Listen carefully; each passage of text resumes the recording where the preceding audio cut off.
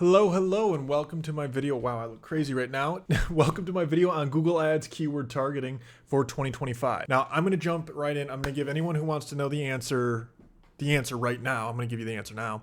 If you want to watch the entire video where I break down how Google Ads keyword targeting works and kind of my thinking around it and what we're doing to manage over $100 million a year in ad spend, you can stay and listen.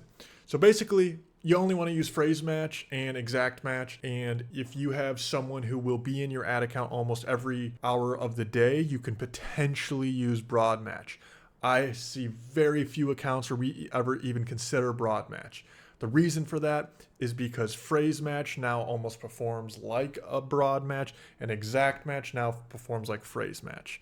Now, for any of my other Google Ads media buyer nerds out there, you'll know exactly what I mean. But essentially, and I'm going to switch and show you exactly what I mean by that, is what you'll see here is I pulled up two screenshots. So one is broad match showing a search for running shoes, phrase match search for running shoes, and exact match search for running shoes. Now, this is not my image. I don't know. I just pulled this off Google, so credit to whoever this is.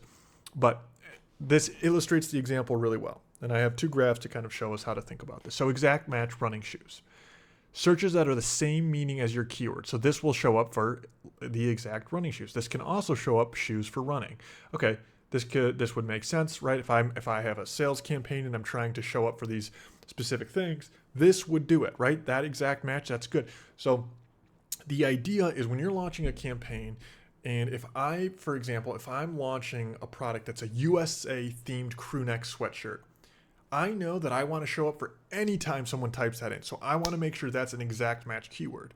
Now, I could also say, use that as an exact match and also use it as a phrase match. Now that means, for example, in this case, we're going to use running shoes as an example, searches that include the meaning of your keyword. So black running shoes, best running shoes. Okay, those are both what I would consider tangential keywords that also make sense to show up for. And sometimes you'll find that it'll reach out a little too far, but if that means it's going to pull in new potential customers or new potential searches that you might not have thought of to show up for, then it can kind of increase brand awareness. So I kind of like that little mix.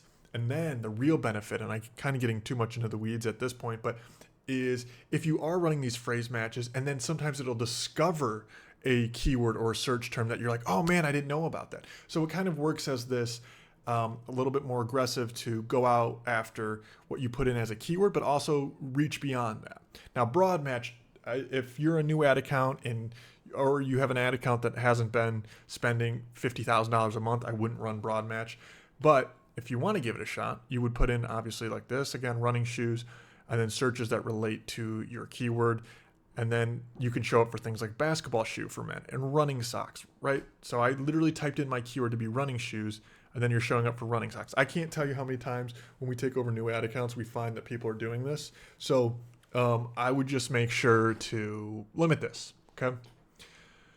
If you're going to do it. I wouldn't do it. Now, this is a different way to look at it. I think this illustrates it even better. So if this keyword we were targeting was interior paint, and you can see in an exact match version, showing up for interior paint, room paint, paint for interior. Great, those could be solid. I would also recommend this isn't long enough as a search term. Interior paint, I don't exactly know what someone would be wanting to do that. You could get a little bit more specific, but nonetheless. Phrase match variation, paint for living room, buy interior paint, white wall paint. Okay, those are closer. But then the next one is Sherwin-Williams, lavender paint, interior design. Interior design is a whole completely separate, different category. So you kind of get what I'm saying where when you decide to give Google the ability to show up on broad match, what you're really doing, in my opinion, is telling Google, go ahead and spend all my money wherever you want on anything that's out there that people are searching. And Google will wipe their hands and say, let's do it. So that's my 10 cents on it. I would be very careful if you're thinking about running it that way. And then when you think about the actual campaign setup and structure, I'm actually going to pull up a separate screen here and show you how you should do that. All right, we're back, and now we're inside a Google ad account. So essentially what you'd want to do is group by themes. So let's assume I created this brand new campaign, right? And I'm going to create a new ad group. Disregard this one. I'm going to create a new ad group, and we're going to be targeting USA themed crew necks. So I'll do a standard ad group, and we're going to call this USA crew neck. And then I'm going to go ahead and go to my website, simple and cozy threads. Then I would go ahead and grab this URL, USA crew neck. We're going to target this. Great. And I want to target the keyword USA crew neck. Okay, so if I leave it like that, that means it's going to be a broad match. We don't want that. If I do this with the brackets on the side, I think it's called the brackets, that means it's exact match. Now Google's going to tell you, you see this notification, hey, use broad match, it's better, we can spend all your money. Don't do it. You want to do the curly braces again, USA crew neck. Same thing, boom. Now you have exact and phrase match in here. Now, what I wouldn't, oh, it says use, we'll do USA. What I don't recommend you do is, let's go ahead and add in, sometimes you'll see people will do like, oh, let's go ahead and throw our New York crew necks in here. Well, in this ad group, you have to remember each ad group can only have 3 ads inside of it. So what I want to do is use all 3 of those ads to be as hyper specific and customize and test different variations for this particular keywords I'm bidding on. So this ad group should essentially only be focused around terms around USA crew neck. The other one I could potentially put in here might be something like American flag crew neck. Right? Okay, now I got a phrase match of, good Lord, I can't spell. And now I got a variation of that. And the next one might be in the exact match variation. So I would just copy, enter down, do a bracket, boom, boom, boom. All right, now we're cooking. So now that's what this ad group would be. If I wanted to go, and it's going to ask me to create an ad. Hopefully I can get through this. All right, so now this is our USA themed ad group.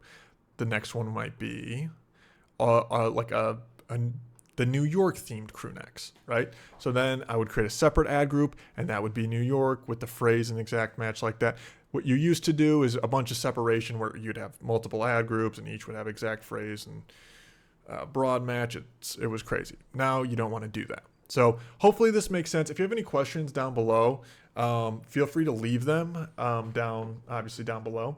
The other part to this is if you leave a comment and you say, hey, TJ, I'm a plumber, or hey, TJ, I am in HVAC, I'll create a video and kind of walk you guys through how I would set it up for that specific industry.